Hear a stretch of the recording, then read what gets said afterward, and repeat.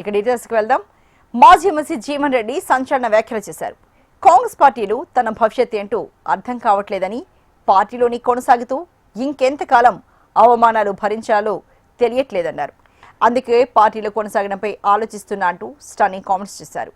ఈ ఎన్నిక ముగింపు కాదని, ఎమ్మెల్యేగా సంజయ్ ఉన్నంతకాలం తనకి వేధింపులు తప్పవన్నారు. జగిత్యాల పవర్ ఆఫ్ పట్టా బీఆర్ఎస్ ఎమ్మెల్యేకు రాసిచ్చారా అంటూ ఆయన ప్రశ్నించారు. స్పీకర్ ఎమ్మెల్యే పార్టీ మారలేదంటారు, కానీ సంజయ్ మాత్రం కాంగ్రెస్ పార్టీతోనే అంటకాగుతున్నారన్నారు. అధినాయకత్వం కాంగ్రెస్ కార్యకర్తల మనోభావాలు గౌరవించాలని జీవన్ రెడ్డి విజ్ఞప్తి చేశారు.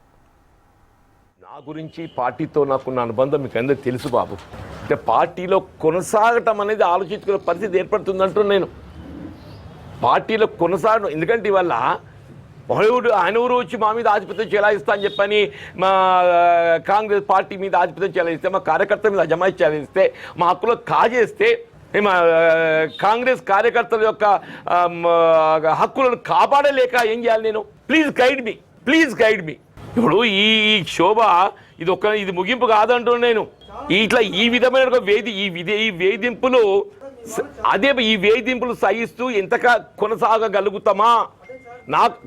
నాకు నేను ఏదైతుందో, నా మనోవేదన ఏదైతుందో ఎక్స్ప్రెస్ చేస్తున్నా. అసలు అంటే వెదర్ కెన్ ఐ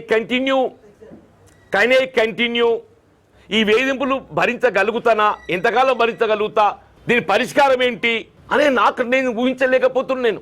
నాకు నేను ఊహించుకోలేకపోతున్నా బాబు అంటున్నాను.